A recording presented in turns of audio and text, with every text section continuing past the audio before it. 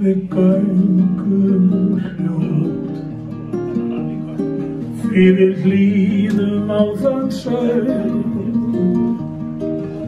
sem hljómar í blæðum svo kát. Í morgundýrðinni leiðin ekki laun við hann létta glaða